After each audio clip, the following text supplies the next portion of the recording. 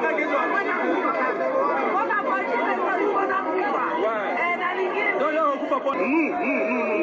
avons la bénédiction de notre président en nous disant qu'il veut faire de nouveaux jeunes millionnaires congolais. Et après cette guerre, nous serons des millionnaires congolais. Moi, j'ai confiance avec notre président Fachi Beton. Ce combat, nous allons le mener le 20 décembre à travers les urnes. Donnez-moi votre confiance et moi, je vais vous donner la libération totale.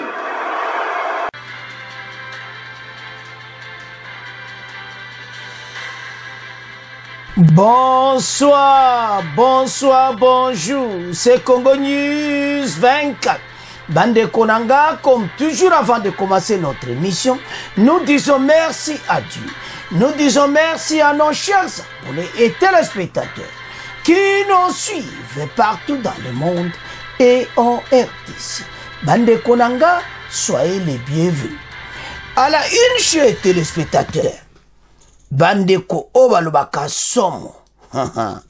Fachi Bandeko agoma tombi. Suivez Bandeko message contre Kagame. Obalobaka esi yindi e yinda kaka. Monte peli Bandeko goma afe. Alors, tous à la connecter, peut-être développer une émission à Bisso, et puis on va parler de Katumbi. Oyo azo continuer. Masolota bangwana. Matada mpoyo comme chauffeur na ye tokoso lango do makameza ko sakanati et puis on parle de Fayulu aza bloqué bande ko azana colère ko sakana ngote parce que ba avion ezat carburant ezat et puis on va parler de Mukwege aluma solo do salama bazo longola biloko ne ba lingi ete na Nord Kivu. Alors tous à la connecter peut to développer mon émission na biso. Deuxième point, chers téléspectateurs, secret dévoilé. Kagame sous-traitant bandeko des USA, Occident, bango nyonso masolo bimiawa ezasomo. Et puis on va parler ya calmi o ezana Nord Kivu pour le moment et puis situation tendue à Masisi. Chers téléspectateurs, émission d'Abse Bandi et committante sur l'ensemble la situation politique en RDC. Bandeko élection mikoletikal moukia a beau comprendre que dans quelques jours, déjà, Masole Zobanda, le 20 décembre, donc, Eza, Oyako Sakanate, parce que déjà, tout ça, les 10, tout ça, il y a 10 jours. Donc, on va le bakesi et yindi banamboka. Tala, to kene diet managoma. Et pas y wapi, le chef de l'État, plein à craquer, stade wana goma. Donc, n'a évité. C'est qui bino que bako voter massivement. Aïe, pas cet là. Bango, bana kivwa, bayebi. Baye komona ke, oh. Mais yende mutakosile sa guerre ouiti. Effectivement, yende mutakosile sa bitumba wana. Parce que banda kiv, banda nord kivwe banda, bamona oyo fachi a salite. Pona kosile sa guerre. Ozomona ba président baleka oya mimi ka asilisa yango kaka yimutu lelo tokona bitumba boy pona kosilisa likambwa ezaka pasi ande obokoyoka ba source oye bana melera Mobutu mais toujours na deuxième point Kagame batia yona comme sous-traitant tout est dévoilé mais toujours na deuxième point oh tout a kana info et funga ba congolais bongo. Mais sous-traitant, à Koutani, dans les grands stratèges, Masole Baby. Tout ça, na point. Tout ça, na deuxième point. Alors, Bandeko, Fatia Ibisi Baonke, guerre Oyo, tout ça gagnant. Peut tout ça, c'est le Masole. Batouana, Bazabatumabe, Balingi Bisoti. Bamindele, Balingi Mokonsambo Kati. Bokoyo Kalelo, information, to yepo binobo comprendre. Parce que Aza mwana mboka nationaliste. Il faut un étranger au sommet de l'État pour continuer Marcona. Parce que les leçons de autonomie, il y a un minéraux na biso. Bande kotala, tozana nyonso. Mais, batouana, bazolinga batia un étranger numéro 3 au sommet de l'État. Toujours un étranger, toujours un numéro 3 bokoyoka. Alors, Fachi aningi Goma. Et puis soko tali. Ah, non, bandeko. Banamboka. Tout ce pays là. Parce que ngata na moni ndenge Goma et tondi. Bangonyo so balega ki wanati. Nana ngwa sali plein wana. Asati. Batu bazako ganga Fachi do batu pene bazako ganga. Mokonza mboka linga sisa gere uyu. Ser gere banda kala ezo koma na suka. Kagame na batu na ye dégage. Match eza ya biso pe tozo gayango pe bango bakotikala na soni. Ya otesa ba Congolais to la muka. Pays oyo tala tozana venir, tozana nyonso. Mais élection auto senga na bino to fungola miso. Pona nini mwana mboka za le sommet de l'État ako continuer ko développer mboka. Ce pays histoire ezaka ka ba problème na ba problème. Siko yoya oya ko silisa ba problème wana ba ko tiko calmeti. C'est ce que nous vivons maintenant. Eza lokola yo jwa mutu mobo nyokola ka cha yuma mo mona yuma mobo. Nzane mutu wana alukaka place nana ko ide. Ba Congolais ba yo koma siko na Fachi. Oh, mais yepe na ko ide bisoti. Eh. Siko benemi basiliki. D'abord, mutango pe oaza chef de l'État, azana ba capacité oyo ya mwana mboka. Oh, mwebo sala gauche droite yake, alors tous les bapayadeo. Il a dit au Sud Kivu que tous ces Rwandais bakoza dehors. Je n'amènerai aucun effort. Pendant qu'on benga na bateau. Bateau ba telemel na mboka na biso na Est. Les 1-23, les terroristes. Fachi l'a dit ouvertement. Et la communauté internationale bazaye kozela. Bata l'arrivée na Goma. Réception kozala ndenge nini. Avec la guerre qui menace. Kagame azo comprendre iti. Oh. Tobundi na masisi. Tozo bunda na masisi kunati. Biso kutu to botoli mushaki. Oh. Menini bazo kote la ka président na bango. Tika na yo Kagame. Olexaba. Tala mboko yo kokana yo te. Comme le chef de l'État l'avait dit que mouvement terroriste n'arriverait jamais à Goma. Et bah otika la kozo à Goma te. Boye ba ete. Toujours gagne bitumba. Yemoko a confirmé. Oh kaka Goma tombé à l'arrivée. Même avant koya. Bande kotana ba photo batu ba santasi. Plein. Sikoyo. Bozo mona teke mwana mboka ayependa. Donc mutu moko titala bande ko sécurité moi makasi zaki na Goma va arriver à Fachi. Non a sepeli trop. Mokonza mboka. Félicitations à gare républicaine na service à sécurité na service à renseignement. Travail kitoko. Alors meeting eleki nango penda très bien. Et s'il y peut très bien. Oyo kaka esengo bato nyonso o bazoluka désordre et déciba kokati.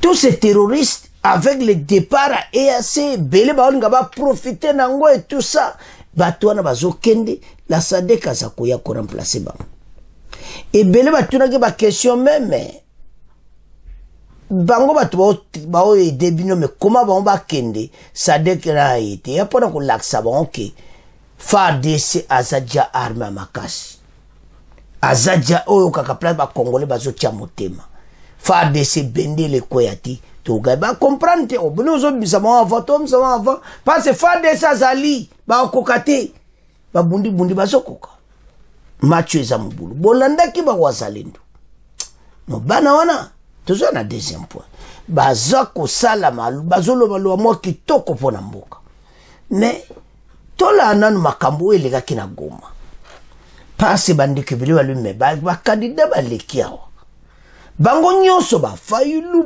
Katumbi bango tout baleki awa. Mais tout le monde est le côté.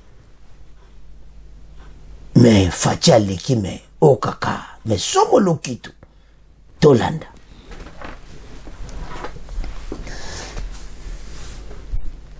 Chers téléspectateurs, nde bozo mona foule wana Fachi a telemi.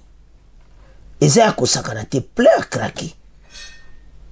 Mais toyo kanan mokonza mboka. Soto siso yoka talak botalaga na se wana nde foule tonde na stade. Botande bato ba santasi. Après wana après tokoya na Katumbi na Fayulu na Mukiki. Match eza bulu.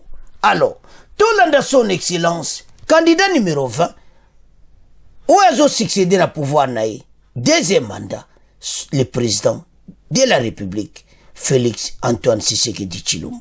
Avançons. Si vous on a été plein à vous. Comment va-t-il, Fachi, on gagne là. L'okitoko goma tombé.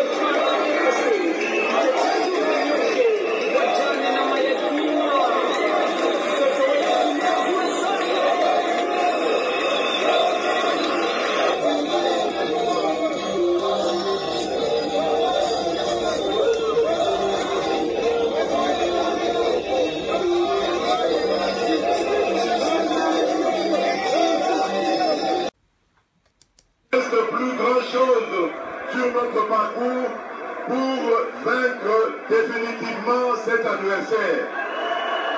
Et ce combat, nous allons le mener le 20 décembre à travers les urnes.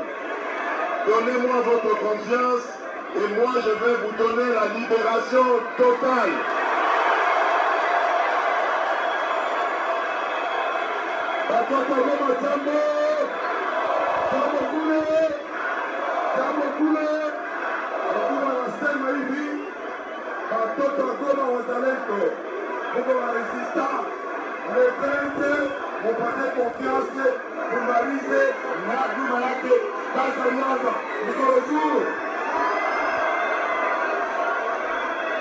Nous voulons libérer notre pays pour le développer. Nous avons commencé le développement de notre pays. Nous voulons la paix qui va nous permettre de continuer ce développement. Nous avons commencé avec la gratuité de l'enseignement primaire. Au cours du deuxième mandat, je m'engage à apporter la gratuité au niveau du secondaire aussi.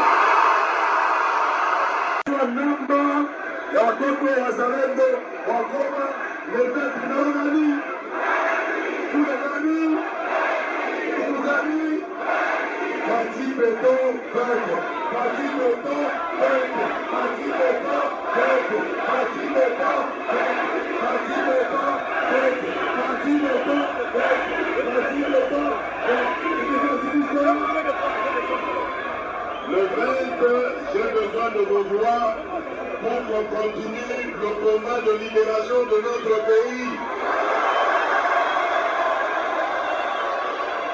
Je vous promets que ce combat va continuer et nous allons débarrasser notre pays des terroristes du M23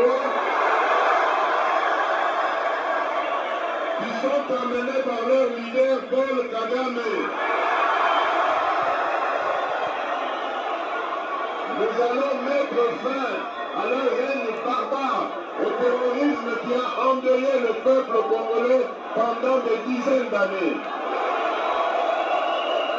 Je compte sur votre soutien pour que le combat continue. Dans Fachi Béton, nous connaissons qu'aujourd'hui ou demain, nous avons la bénédiction de notre président en nous disant qu'il veut faire de nouveaux jeunes millionnaires congolais. Et après cette guerre, nous serons des millionnaires congolais. Moi, j'ai confiance avec notre président Fachi Béton. Merci beaucoup. Merci.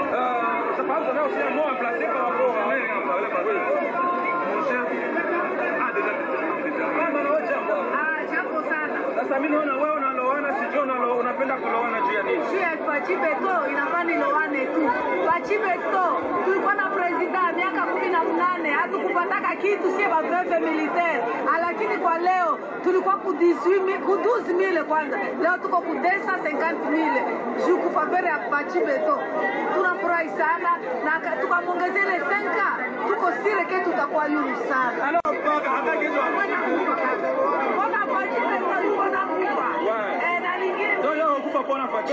Shida zake. Ndio Fachi. Fachi tu atupigie wanda. Donc akabate tu Kagame atupigie tu Kagame. Eyindi obalwaka moto epeli Goma tombe. Et l'autre zaï na posa na ngwango.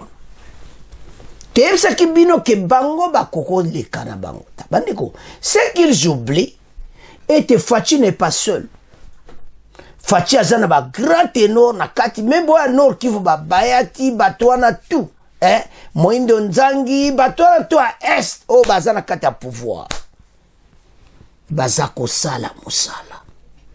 Fachi Aleka pour continuer ce travail. Ce que nous avons dit, que le problème qui est là, ce n'est pas seulement parce qu'on balingue Fachi, non. Le problème qui est là, il faut la logique des choses. Il a commencé un travail, il faut que lui-même assile sa travail. Je donne un exemple typique à l'Est. Nous avons une guerre que nous allons vaincre. Tika yemo Fachi kene na ngope asala victoire ya ke mutu musu ya ko bandela biso makamususu atu to mona ba scenario mususu ozomona est bana nord kivu sozola na émission bokomola na biso belé et l'autre senga na bino tala bo sala baninga nyo propagande mutu nyonso a voté candidat numéro 20 a continuer makambo parce Kagame na batune basiba komo banga. Les grands stratèges à sakan esprit na bango na Occident na bango tout bazana se bazo comprendre te kaso bamba ke gauche ye pas to avancer bino mokebo ya baluki bamba ma sa komyana ozaja wanazao donc Fachi à sakan esprit na bango bango tout wana bazo comprendre te na ba EAC bango tout le monde bazana kati ya masolo ndene bazana baza ko dégager bazo kende mais bazo comprendre ti ozomona parce que bande ko to wuti na situation moko so otali nandenge to komi place to za au mona clairement que il y a un pas pays ko za subweti ya nto ça va congolais réveillez-vous et comme tant tellement pona mboka mopaya moko te aya ko avancer liboso na biso alors biso nyonso pona Fachi candidat numéro 20 c'est tout. Maintenant, bango nyonso baleka kiwana. Si kotanto et si obota la différence. Bolandi. Bon, on a clairement que donc peuple penda aïe massivement. Donc baye penda baye ko laksa ke to ko voter candidat numéro 20. Alors, ce que tali ba candidat mosusu to bandana nous na Katumbi. Katumbi à Kinshasa alobi ya ko construire ba stade. Katumbi biso za besoin ba stade. Ezalo mabeti. Mais tous en a besoin Katumbi bande obolanda très bien. Tous en a besoin Katumbi olobake Kagame tika joba soda no bimana RDC. Ba promesse za mabeti mais yebisa biso nanu Kagame abimati. Oyena Martin Fayulu. Martin Fayulu alibe sans ses actes anga koba Lubumbashi. Le colazan avion est privé, azo dépendre de l'avion normal. Et sans cessati. Fayulu azana colère. Toujours yana. Ok va mukwege alobi ndenge campagne zo sala mazo sepelate. Bino bana Goma, bojibo kati babiloka mukwege. Ce sont des signes. Goma azo longola ba panneau il y a mukwege pourquoi? Beza ba si, tu es bien acte malamuti. Mais ce sont des signes laxake. Donc Goma va voter au TD de mukwege. Katumbi, ndenge moko ba problème azui nango partout. Fayulu, bango tu ba leki wana. Alors, ya oto esa ba Congolais. Ete bisos to talinde ba leki. Siko sondage moko direct, boko mona kala lelo to sondango siko. Botala ofachi, botala bango tu 3, botala koma ndenge ne leki. Alors, totanga si ba candidat ba tikali, totala ndenge ni to ba na Katumbi, Fayulu après mukwege bongo to avancer masou. Avançons. Toba na Katumbi. Kinshasa Katumbi dit être investi d'une mission divine pour sauver le RDC.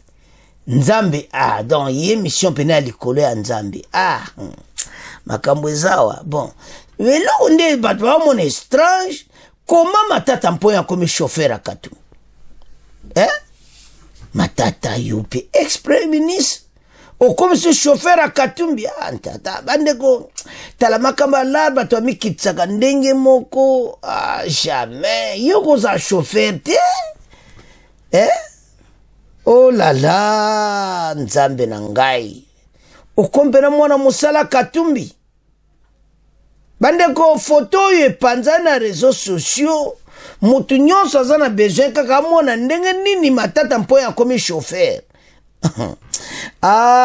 Katumbi a promettre à tonga ba stade mais l'autre osenga na Katumbi okona ba lieno ba delice sanga bato a chef binonyo so l'autre osenga na Katumbi allo bepse lilo moko pa Kagame atika mboka na biso kimia soka koloba yango ekosala bien mais soka oloba te atika na kaka donc mobulu Katumbi aza na problème sérieux.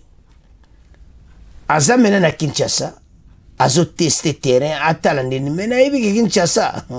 Eza na maboko inyo sacré. Yoza problème. Tala botaka bato baza na sewana. Botala kaka nde Goma bato batondi. Est-ce que l'air na bango misato balika kibo. Mona ki bato batonda kibo. Katumbi aki na même stade. Mais eza ki vide. Eza ki boyete. Yango fachi. Doka sonda die budomu comprendre ka. Ano toke na Martin Fayulu. Yaza ka mutaba dongo yo kaka. Yaba oyo kaka do kaku. Il se plaint toujours.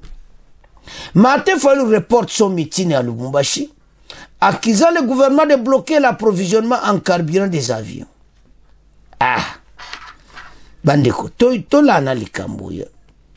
Et c'est vraiment toi analyser dans makamba Fayulu. Gouvernement interne, ba compagnie aérienne, ba ça besoin l'art. Vraiment compagnie aérienne va bloquer carburant. Avion na bongo matate do ba ça posa mbongo ti. Ngala zomona ngo très compliqué. Comment ma compagnie avion ka pona Martin Fayulu ba boya ko sala boulot na bango ba zanga bela l'art. Parce que l'euro bango tu ba compagnie ba sala l'art. Ozomona ti. Alors, mais comment que ne ko boya? Yango l'ere grave. Bandeko. Alors moi que ne Lubumbashi ate meeting na Lubumbashi zanile alors Fayulu azana colère. Mpona yi alobi que gouvernement mutapesi mibeko ba bloquer. Toko développement. Mukwege, dans cette don d'indignation, Denis Mukwege cite à titre illustratif qu'à Goma, les panneaux de campagne portant ces effigies ont été sciés sur ordre du maire dans la journée du mercredi 6 décembre, en prévision de l'arrivée du président sortant, la même pratique a été observée à Kinshasa et à Kananga selon lui. Abi élection de Samanoba Jimabe, arrivé à président Fachi, na Goma pano ataba pano nyonso ba opposant yaye balongoli yaye Mukwege. Bon, toujours ébatté pourquoi? Alors, yé a monique biloko na tout. Et ça pour Ibango, babima, ba président de la République. Tout développé. Chers téléspectateurs, tout tangi. Tala.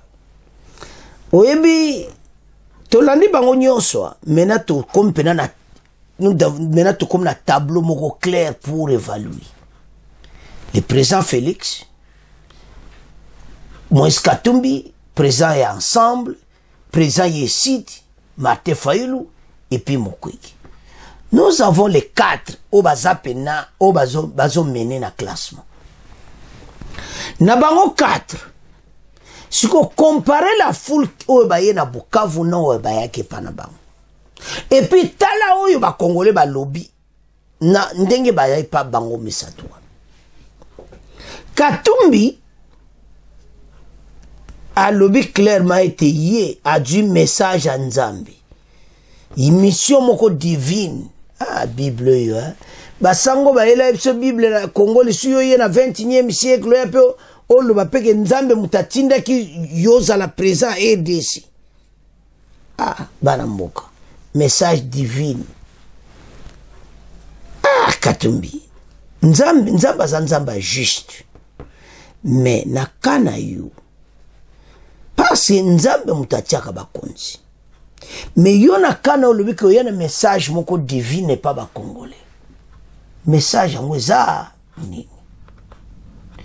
Ba message to pesi wana.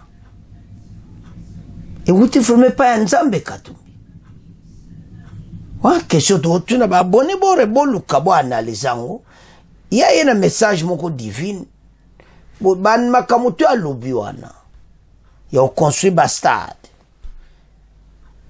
Il y a moquerie à échange ou à l'obéli bemba, l'obéli boy. Donc, vous êtes message divin. Nzamba finga kabata, alo abatumabe. Watu utika onabini. Yami bali. Katumbi ba Congolais ba sengi alo ba emoka pona agression rwandaise. Tilelo. Soka question ane ye mwisa ya zaza. Masole sili. Ah! Nzame mukilo yo, hein. Eza mabe, hein. Katumbi zo kokata kotanga komba mutu te. Mukilo yo, eh. Donc, on kapele ba kangie, la clé boa, moya lo bezata tata ka, pa ma so lo bika ka. A komika na jemba la mabie. Na touché mabe, akadi. Donc, a kokate. Macheza mubulu. Toke suke ba Martin Fayulu. Martin Fayulu bazo zelo na Lubumbashi. Alobi ba avion, gouvernement kangi ba avion nyonso. Ah, Martin Fayulu loué na ta jet privé. Yangwana Katumbi azo benga yo. Ba avion ya meso za na jet privé ba ko bloquer hotel. Eza avion yo mongote. Bon, si konto analyse. Est-ce que ba compagnie aérienne wana bandi ma vraiment ba kanga be essence gouvernement pekisa ba ki ba tambola te le gouvernement pesa bangola et bela la raison kota na campagne ngara ndimi yangote. Il y a un autre problème pona ye moi que les ati passe à dire il fallait comme na Lubumbashi mais moi ça le mate parce que be essence zati. Mais t'es que ben c'est ça. Pour ne pas bloquer Kaponaï. Bon. Tout y accusation na maboko na bino. Martin Fayulu. Il kola ça mission na ko ma président de la République à RDC. Mission ne fait kokisama. Mais azo mona ki ba yoche bakal. Tout y ka ona bino. To qu'est-ce que na Mukwege? Mukwege le bozo longola ba pano na ba be fiji na za enlevé à Goma avant arriver à Fachi ponani. Tout le baka en 2 mots. Premièrement, kolongola ngo eza mabe botika kosala ngo. Deuxièmement, ezolakisa ke balingi yo te eza ya koyinda esi eyindi. Bon, bandeko ya l'histoire bakandida bapaya baza na problème sur yango tonto résumé premier point. Bakandida bapaya bakongolais basi bakomprendre bango omoni tala avec développement technologie tout le monde a accès à l'information rapide donc directement et puis information sont passées na minute moto nyonso asi azwi yango et comme un problème sérieux mpona Occident lui-même oyo aza na bakandidat ne balinga baya na mboka na biso. Mais ça toyebisa bango eza clair bawazalendo balobaki yango mboka oyo eza mboka bakongoli bakolinga jamais bavote étranger et puis bomona élection ekozala nango propre ebele bomonaki dossier ya Katumbi bamikanda eza mobulu photocopie aza na original te ya certificat nationalité. Mais pourquoi azali kaka na photocopie? Et maintenant cour constitutionnelle atiki Katumbi ba message ko uta nango partout botikai parce que azawana ako gagné ti Congolais a déjà compris à voter. Martin Fayulu a kolekale msu na pourcentage a kolekaye. Martin Fayulu azana changu azana batune koda to kotele na nuke azana batuna ye. Me Katumbi batu nyonso yo. Bazola na mama bazala batu wana bazome ba musu ba peso ba transport bakende na Saint-Thérèse. Batu wana nyonso ba mbongo bandeko zo beba bato bazo diriger campagne ya Katumbi. L'art penizo sopana. Donc baza pena vrai mikolo ba on pena ba olia bien. Mais l'autre ntolo bezani. Ba congolais ba si ba comprendre. Oko pese so combien na nzala na e akozwa la rwana. Mais le 20 boko mona minda. Mukolango ba musuba okoya pena na se oh. Mais bango to ba loye ba ko voter. Encore bah on va wana. Pam numéro 20. Numéro 20. Voilà so 20 numéro 20 na ba leki on a 2 oh numéro 3 hein, les cas numéro 3 ah et si loana numéro 20 numéro 20 numéro 20 numéro 3 numéro 20 numéro 21 21 21 20 20 donc au mona ki bango mo ba ko piquer ba crise ba musukuta yaki na ba nini observation électorale ba dossier to atika obwaka okara kati yana pas ça mon ka yaki o stela ayek musala punda do match za nango propre ko pesa na ngoti numéro 20 abiminai o mon makamonde ko ça mukolango ba musuba ko ba o mema ba encore kuta va encore hôpital la référence zo fungwa déjà mikolo ga facha fungwa l'hôpital ex mama ye mbota ande komi kitoko. Et belle bagola mukana kati ku l'hôpital de référence pour dia chaos technique akanzaka ko batone ba ko gagner ti ba crise kozala. Alors sikoyo démonstration rende ko salama ya mwande ba ko mona yango. Alors bandeko élection zo sala très propre. Angola atindi be hélicoptère na ba avion oyo kuto ko bouger ko mewa biloko sécurité mo ko sakanati bata seni bango ko sala nzate bango ka ko tambusa na sécurité mais biloko za maboko bata seni tonto ebisa bino libéra pour so kanza Angola tuka biloko memite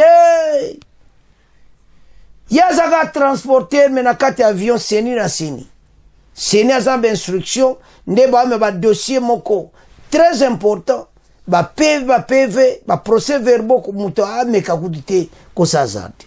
Alors chers téléspectateurs match za mobulu mais tozo gagner bitumba ba congolais baza besoin victoire pona nini ba mission oyo babandi makambo te bani ba continuer nango pe et avancer. Alors bana mboka to landi biso nyonso c'est à ce point to komo tika premier point na bino to komo kende na deuxième point. Chers téléspectateurs to komi na point na biso oyo ya mibali secret dévoilé Kagame aza sous-traitant ya Occident. Balobi yango clairement beaucoup yoka extrait oyo tokomemela bino que l'heure est grave, tout a été dévoilé et maintenant nazoyeba te akosuka wapi na nde ba vérité ezobima. Bamindele baza pena batu mabe. So tobandi nango après tokoya na deuxième partie oyo akalmi ezana es mais situation est attendue. Et puis on va parler de Ouazalendo.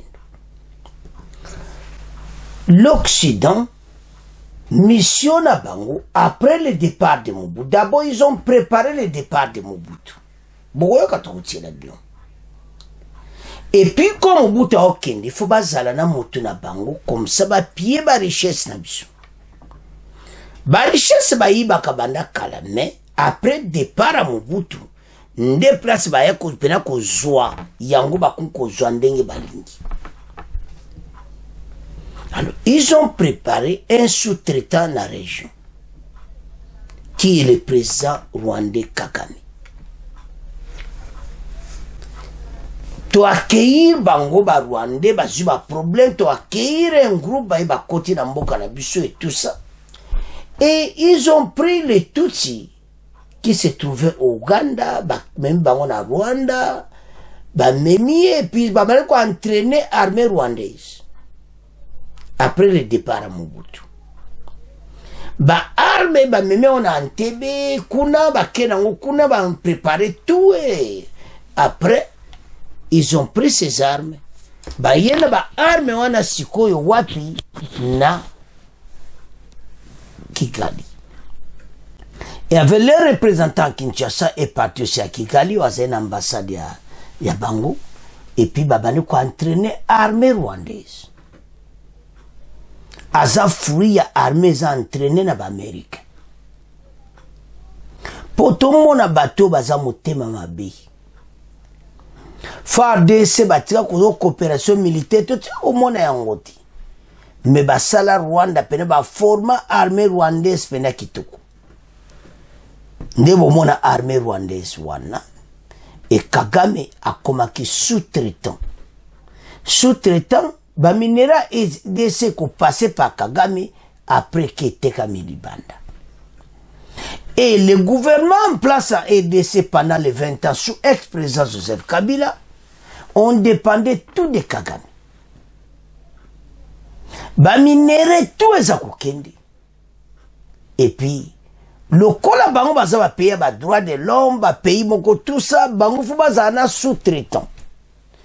Pour bango so sous-traitant bebelio sous-traitant ozana droit otanga bango te baza kutu kunati basuti opemba amo. Alors pour le moment Kagame aza sous-traitant na bango. C'est pour cette raison ils n'ont pas le courage ya condamner Kagame. Ba condamner comment? Oh ba pesa Kagame ba ko pesa te. Sanction jamais ekoye la Kagame passe à travailler là-bas. Et les lorsqu'ils bango bazolo a ouvertement sur makambo ezole kana est, c'est parce qu'il y a tellement de preuves qu'ils ne peuvent plus échapper. Bazo obligé, ils étaient obligés de dénoncer. C'est pour ça qu'ils ont dit de l'agression, qu'il y a l'armée rwandaise, qu'il l'a EDC et tout ça. Et maintenant, le sous-prétexte de FDLR, Yangonde baye la kibiso. Et comment qu'il a la place na bango bakozwa point que wa bazoya pona bongo et tout ça. Et les Tutsis même, tout quand l'élection y a 2023, Tutsis bazo voté président Fachi. Pourquoi bazo voté? Et belé basi va comprendre mon continent bango za mabe. Et l'autre nto ça va congolais za moko. Ba Rwandais ba okoma na sibola na message à chef de l'état au Sud Kivu. Alobaki que a ko aménager aucun effort pour bateau ba Rwandais faut ba quitter EDC. Ba terroriste wana. Le passende yango wana moto eza problème na mboka na biso. Bango bayira mboka biso toyambi ba Rwandais. Mais lelo ba Rwandais ba kozo travailler au service ya Occident. Boba sous-traitant. Et puis na Occident, toye bango très bien. Les États-Unis de baza en tête. Yango batu Kagame. Lelo yo souffrance tozomona. Kagame adwa ka ba minéré na ba carnet d'adresse azopanza. Le président de la République en comment qu'il a pouvoir à mon aki dia makambo wana. Ameka un peu quoi tirer Kagame ko yeba tu sais mais ça n'a pas marché parce que Kagame avait une mission. Yango azosala si pour le moment. Alors, et logo ni ne BBC cop na bango. C'est l'apparition de Wazalendo qui se sont apparus nulle part. Ils étaient dans la forêt.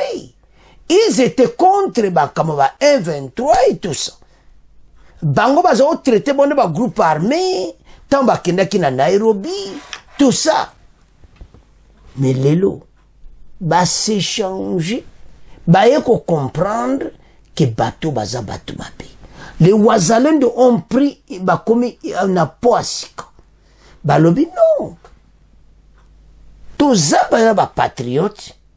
Bateau bazo okosa biso. Fatine Moutaza, le vrai président de la République à Koufouti. Ils ont même dit à Congolais dans Nord Kivu un message en Bolana qui est M. Alobi qu'il ne faut pas voter candidat numéro 3.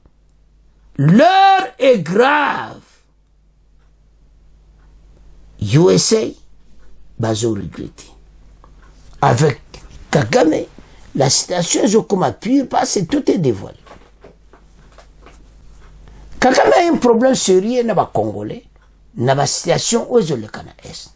Mais Fatih avec les stratégies à parviendre qu'au passé Occident, qu'au double bango nyonso, pe bango batika na katesanga, totanga. Secret dévoilé Kagame sous-traitant des USA, après Togoya la situation tendue à Massissi. Bandeko, eza message mo wa usakana te sonne ba Wazalendo yo. Ba opena moto ba refrener makambo tu États-Unis. Ba Wazalendo moto ba tshepena mobulu. Blinken atinda ye moko ayawa prakena Kigali. Ba tinda batu na bango ba jena bango tout melilo tokoyoka ba vérité. Kagame sous-traitant des USA. Occident mobimba. Donc eza mawa parce que bango baza bato yo lelo yo mboka na biso ezokoma na situation tozanango eza bato yo. Alors na ba Union européenne tous ces gens bazo bambongo apesa armée na bango ya Rwanda za ko avancer na militairement place à mon koya ko meka mona RDC mundo kutana ba stratégie fachi osuki. Alors bandeko situation zo sala pasi pena mais toyo kayango tout a été dévoilé. Ça a commencé avec Mobutu et tout ça bon autant avancé. Enfin, où le moment où Kagame prend le pouvoir au Rwanda, l'objectif en fait c'est quoi?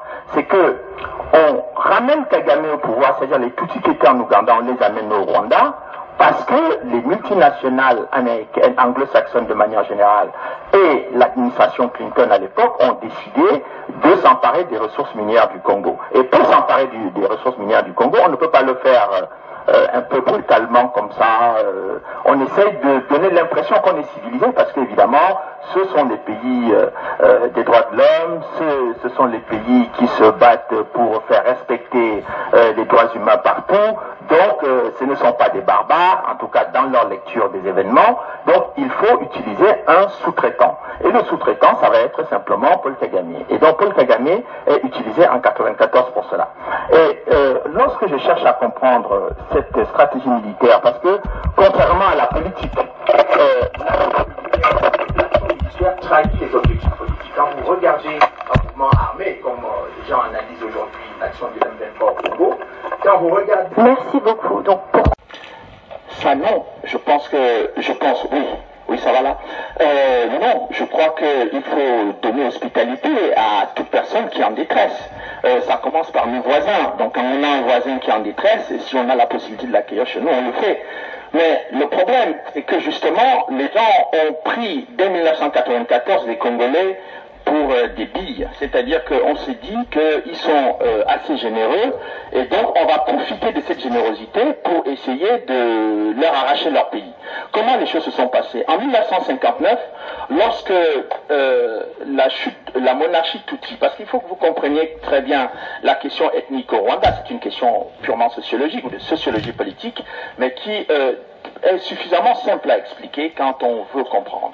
Bon, vous avez beaucoup de chercheurs qui vous disent oui, c'est très complexe. Enfin, ce qui est complexe n'est pas inexplicable. Même quand c'est complexe d'ailleurs, c'est toujours très intéressant de s'intéresser à la complexité pour pouvoir être en capacité de l'expliquer. Alors, pendant des siècles, il y a eu une monarchie Tutsi au Rwanda qui a gouverné le pays et qui a quasiment, je dirais, marginalisé en quelque sorte les Hutus qui étaient majoritaires. Et donc il y a trois grands groupes au Rwanda. Il y a les Hutus qui étaient, je vous parle là des chiffres de 1994. Donc en 1994, les Hutus sont majoritaires, à peu près 85%, les Tutsis 14%, et les Tois, la minorité de la minorité, 1%. En général, quand on parle de minorité au Rwanda, on vous parle des Tutsis, mais on ne vous parle jamais des Tois. Alors que les Tois, c'est vraiment la minorité de la minorité, et en 1994, ils ont été massivement décimés. Et le problème, c'est qu'on ne sait pas effectivement s'il y a encore des Tois ou pas au Rwanda aujourd'hui. Et donc en 1960, dans les années 60, lorsque les pays africains accédaient à l'indépendance, le Rwanda, effectivement, qui subissait donc la domination monarchique Tutsi, la majorité de la population Hutu a voulu donc mettre fin à cette domination séculaire. Et ils ont donc lutté pour l'indépendance du pays, donc ils ont voulu demander à la fois l'indépendance et la fin de la monarchie. Il y a donc eu une révolution au Rwanda qui a abouti à la chute de la monarchie avec l'aide, n'est-ce pas, de l'administration belge qui était la puissance tutélaire du Rwanda à l'époque. Et donc la monarchie Tutsi est tombée et une grande partie des enfants ou des membres de la monarchie ont pris donc la fuite dans les pays voisins, notamment en RDC, ex-Zaïre à l'époque, et puis en Tanzanie, en Ouganda, etc. Et donc les Congolais à l'époque ont accueilli ces Tutsis qui sont arrivés à la suite de la chute de la monarchie dans leur pays. En 1994, lorsque les Tutsis, ces Tutsis, dont les enfants des Tutsis qui avaient quitté le Rwanda en 1959, sont intégrés dans l'armée régulière ougandaise et décident maintenant de revenir avec l'aide de l'Ouganda, de Yoweri Museveni et des États-Unis et de la Grande-Bretagne de prendre le pouvoir au Rwanda, ils renversent maintenant le régime Hutu qui est au pouvoir et eux ils prennent le pouvoir. Et à ce moment-là, ce sont les Hutus qui quittent le pouvoir au Rwanda pour se réfugier au Congo. Et une fois de plus, les Congolais les accueillent sans aucun problème.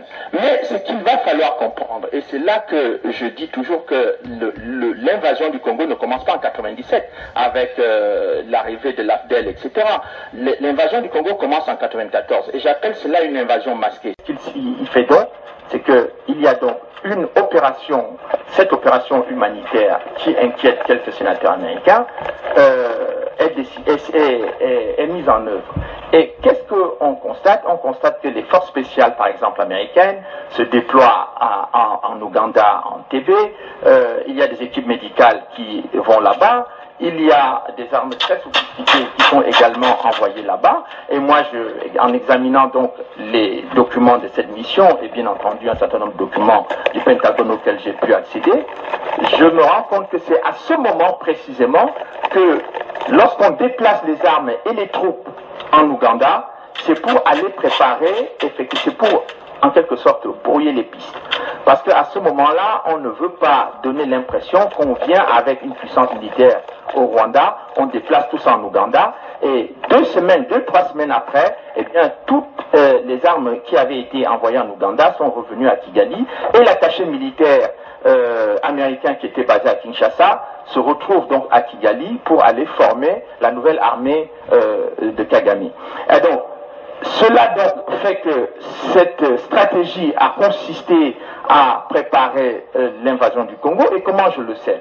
Donc, à travers tous les documents que j'ai analysés, j'ai demandé à des experts militaires combien de temps il faut pour mener la bataille qui a été menée pour renverser le maréchal Mobutu en 1997.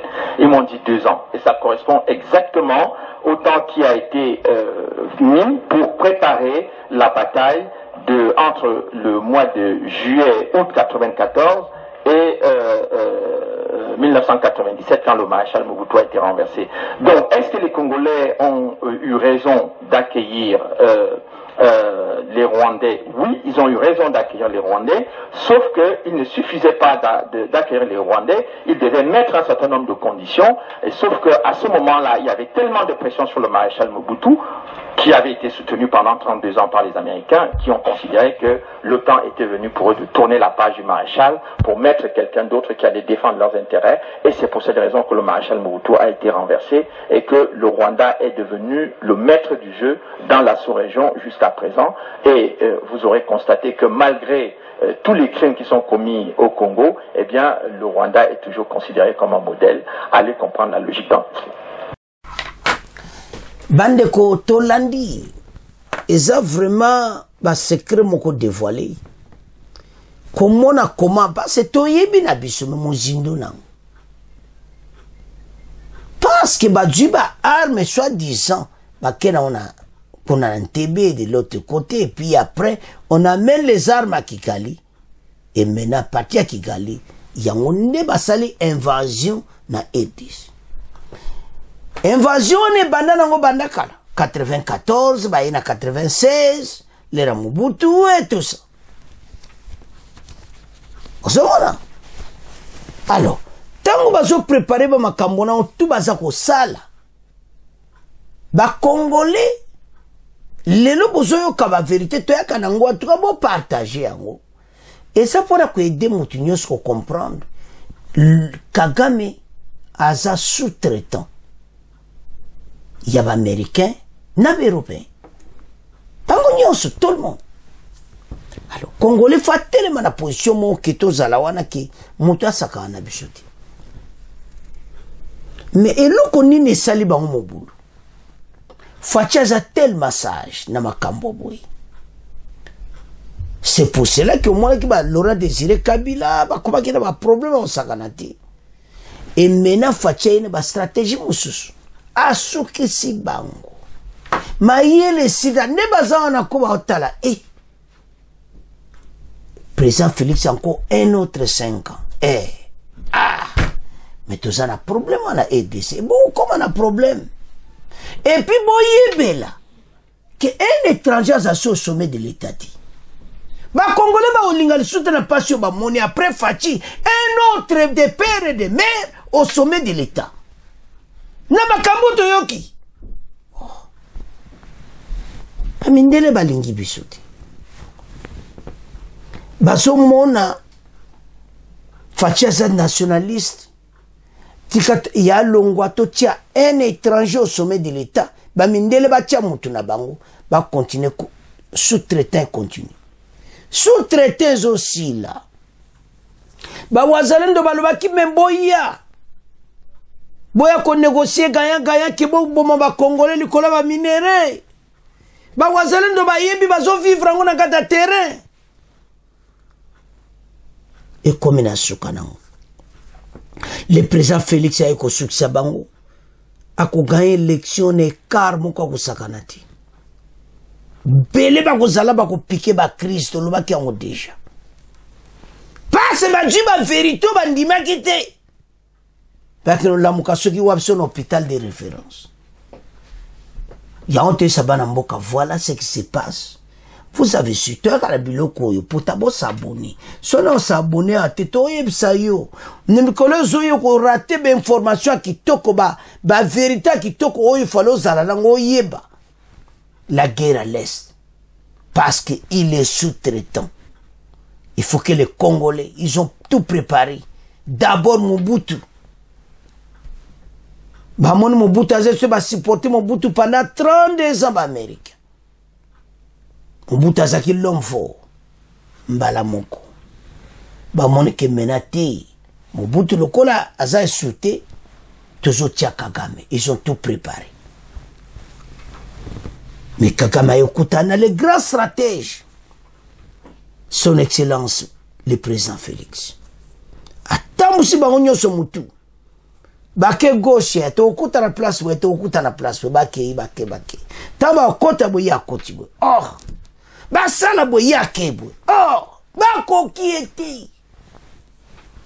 Très sage. Kozana mindele o ifo zala bongo. Kangwada bara Congo, fachi umela. Le plaisir. Basoye la biso ba paya moko soko tali olubi. Ah. Utuna me papa naza wapi. Mama naza wapi pour ba voter président Mboko. Bande ko dans d'autres pays, ta biso mwato sakana kana poste président de la République. Ta toti ko sakana na poste wana. Na ba pays mususu, même ba pays mususu africain. Oko mekate. Biso ba tuto tikali sima. Ba pays en Afrique de l'Ouest basi ba lamuki ba Mali ba pays wana tufoza mwana mboka na bango poza le sommet de l'État diriger mboka na bango mutu musa kwa ko diriger mboka na bango te biso nde to tikali to lamuka. Il est temps. Ce qui se passe à l'Est, ça fait mal. Mais quand même, to telema pour l'intérêt de ces pays et nous allons vaincre cette guerre tokozala baganya. Tolandi extrait wana bo partager yango. Maintenant tous les cas na guerre à l'est. Ba wazalendo c'était yeba sali bango kabisa ba ko lekate maintenant lelo akalmi bitumbe zati. Mais la situation est tellement tendue à l'est après bitumbo nyoso 7 jours tozaki osakanati. Les wazalendo vont féliciter bango. Baza ko freiner pena batou. Mais baye to comme la dernière phase. Bandoka Congo ba misi tous les massacres. Ba telemi bango tout. Ba lobi qu'avant les 20, il faut mobouler zala. Bozana problème. Beaucoup d'années avec cette armée menée comme bien organisée. Totanga. Tozawana na sewana. Une accalmie est observée ce dimanche 10 décembre sur les différentes lignes de front. Entre les FARDC et les M23 autour de Saké, territoire de Massif au Nord Kivu. Selon des sources locales, les derniers accrochages remontant à la soirée du samedi dernier autour de la colline de Ngingwe surplombant le village de Chacha. Après 7 heures de combat, les lignes n'auraient pas bougé. Font remarquer les mêmes sources qui précise les rebelles qui contrôlent toujours cette colline près de 5 km au sèche. Donc, Goma Bukavu. Pendant les affrontements, une bombe a été tombée à Saké. Les acteurs de la société civile à Massissi Centre confirment par ailleurs que la calmie est observée dans la zone de Bilambwe Ouest, Lelo, Oyoka. Il faut préciser, à Bilambwe reste vidé des habitants fouillant ce combat. Donc, à calmer Peneza à Makasi Lelo, Kimia Penezali, de l'autre côté, après Bitumbo Nyonso. Ba wazalendo nembozo mona wana, ba ptie pena blocage na ba RDF 123 oyo. Un mouvement, il y a, ba derrière na ba sous-traitant na bango, bazana problème sérieux. Alors, bana mboka, match za biso, toujours gagné Bitumba oyo. Avançons. Chers téléspectateurs, Totangi était accalmé Zalelo ce dimanche. Après Bitumbo, tu es Salamaki Mikolo Nyonso. Lelo Kimi Ezali. Naba bomba Bitumbo et Salamaki. Bamusubati ya keke civil pe bakufaki.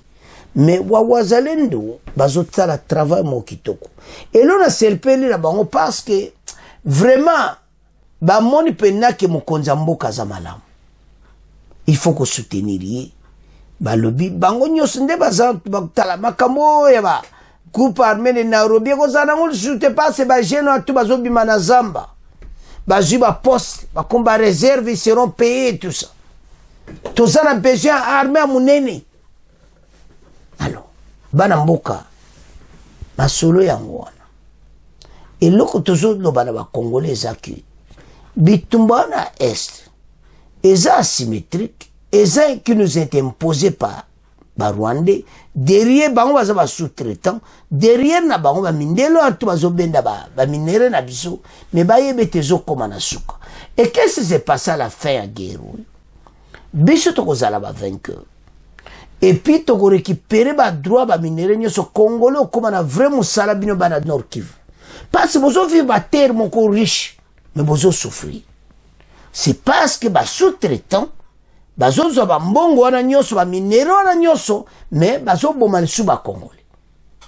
Mais le président Fachi alobi non na makambo ali susuti et comme état autonomie mon propre to Rwanda aluka so ko zo minere wapi ko pesa batero aya ko signer ba contrat ba ko tekela mais ba ko na situation moko difficile parce que compensation c'est foiré mon nyoso ayebi yango ba on peut ba comme dans ba comme na problème sérieux et tous ces occidentaux baza derrière Kagame ba comme na problème au sakanati mais l'autre c'est ba congolais za moko que eloko mission na bango ya nini po motema na bango kita kaka un étranger au sommet de l'état mais ba congolais ba fungoli miso eko simbati pe pona libela ezate ko kapora Fachi soka leki 5 ans après Fachi un congolais de père et de mère bazane belé to tanku ba komboye bi bango déjà bazo zela après 5 ans na 2028 beaucoup mona makambo un autre congolais au sommet de l'état tibolo ba to luki to lembe na biso allez to tiki na biso botika RDC kimia. Alors retirez vos mains de ces pays auxquels liboso parce que tout bozoluka naba wazalendo bokoko corrompre bangoti osomona ces jeunes ba yo comprendre té et comment que peruma ba bunda bango na bango passe muso mba ke kota ba Rwandais mais bango su ba yo comprendre até match ya bongoti kote mu konza mboka sa bongsel biso réserviste yango wana ba wazalendo ba mindele o nyonso baluka ki mena ba komi na problème ya oto esamino bana mboka to telema biso nyonso pour l'intérêt de la nation. Alors to bano koma na fin mission bo continuer ko s'abonner massivement bo partager. Au revoir, à la prochaine.